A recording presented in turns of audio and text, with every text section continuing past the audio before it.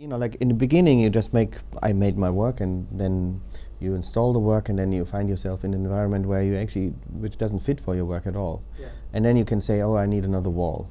And then you just kind of, you do bigger shows, and then as you find yourself in a situation where a wall won't do. You just, like it's a glass cube. What are you going to do with pictures? And then, they would kind of propose you, why don't you make your pictures so we can glue them on the wall, on the glass? And of course, that's not what my work is about. I'm not kind of, there to kind of accommodate some architect's vision on something. Then you just have to find a way of like installing your work, maybe probably building something to make the space work for you.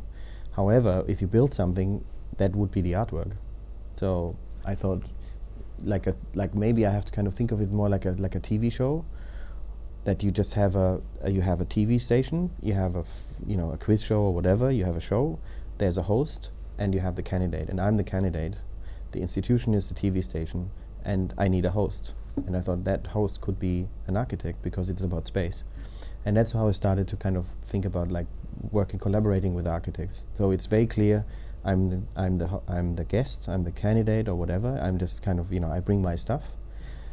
They do something else, but we don't, we interact, but we don't, it's very clear what's mine and what's theirs. And I always make it very clear that we just like, they don't help me with the art, but I don't help them with we consult each other, but like it's just, I'm trying to kind of have the roles very clear to the viewer. So here we have Harry Seidler, it's an existing building.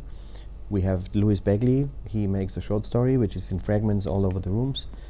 And you might even notice that there's a smell which is actually kind of unusual, but also very elegant and very pleasing. And that's Miuccia Prada. It's the idea of the building, not the building. And in a sense, that is kind of like a ready-made. Here, this one, I kind of stumbled into. I walked by the street several times on the way to the hotel, and I always kind of looked at this building. I thought, this is really weird. Is it a water tower, or what's happening in here? And then you have this really narrow kind of windows, which nobody would build anymore. And then you have this beautiful underside, which looks like a palm tree or something. And I started asking around what's in here, and nobody seemed to know what the CTA would be. And I thought, like, that's kind of interesting. And then I sneaked in, and I opened the door, and it's a time capsule from 1974. It's just everything is like exactly 1974, 1976. It's even well kept, so it's not even like rotten down or something. It's just a well kept place, but time is standing still here, which is really beautiful. Then you go into the rooms, and you don't hear any noise from the outside. You only hear, you see people making noises, and you see cars driving by, and somehow you just completely removed from reality there, which you look down into an aquarium or something. So I thought that would be interesting, like as a place. It's just a very unique experience that's right in the middle of town. And then I looked around, and I thought, like, if I kind of make an art show here, or like something like that, I just don't want to renovate it, because it is a place. It is anything I would do, I would turn it into a TV set. Anything I would do would make me into an interior architect or something, and that's the wrong thing. So it had to be much subtler. And the two subtleties I allow myself, like basically four tiny little things, is clean the windows, which is really difficult on this building, because that's one thing they didn't think about. So suddenly you see much more of the outside than you would see. Then change some of the light bulbs, just make it a fresh light and not just dimmed down, energy saving, whatever. And the smell, because smell is really, you can't really grab your hands on it, but it kind of gives you a certain, you wouldn't probably even notice, but it's just like, you would notice if it's smelling damp or like stayed or something.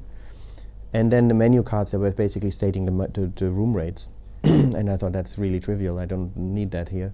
And so we took the design of the menu cards and just replaced the text with a short story which I had written for this purpose by an old author I know from New York, which is Louis Begley. And so you have these fragments, discontinued fragments of the same story, which is, you can find in its completeness on the back side of the menu card. But basically you have a cheap laminated card with a very beautiful short text about somebody coming from somewhere, staying in this hotel overnight and then leaving again. The other thing is, like, this is not a museum. So this is not, you cannot rely on the label thing and the curator thing and the title and the catalog and all this, So you need to kind of make this something which can compete with the complexity of daily life, especially here where everything is at the same time.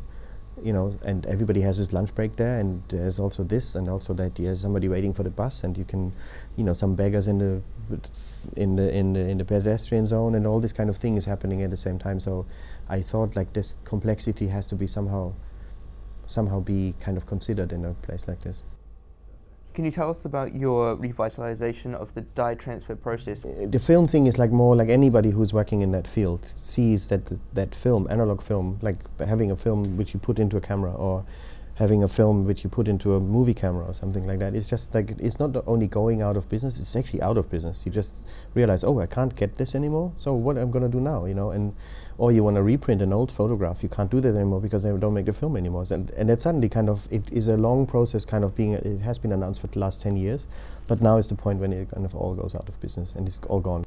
When I was starting to work on 2008 on that series of things, I just was surrounded by proposals to print work on an inkjet printer, which everybody has in his house, and what people don't see on inkjet prints is like you get used to them, but like you know what the film can show and how film can show the reality is actually very different from an inkjet printer. Inkjet printers are basically very graphic, and they make everything into a more or less a watercolor or a drawing or something.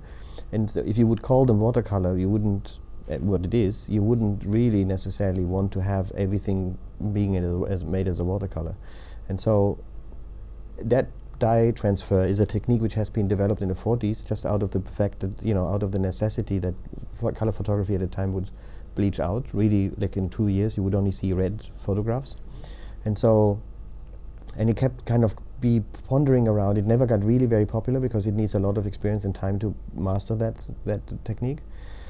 But it was around until 1991 or something, and then they just basically discontinued it back because the computers, mainly it has been used by advertisement industry, and once they got hold of a computer and all this kind of, you know, was settled in as a possible way of, you know, presenting stuff to the client, then, you know, nobody needed that anymore, and it kind of got discontinued. Nobody really noticed it. So everybody who can still do them is actually working out of a fridge with material they bought in 1991, and there's only one person, 5 people in the world which can still do them, really.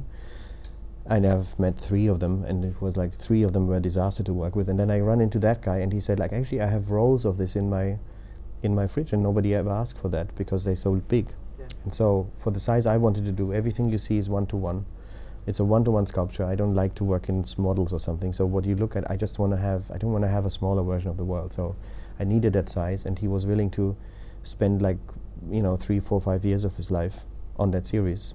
Every print takes 40 hours to make. It's a huge, you know, a week basically printing one picture is actually quite something.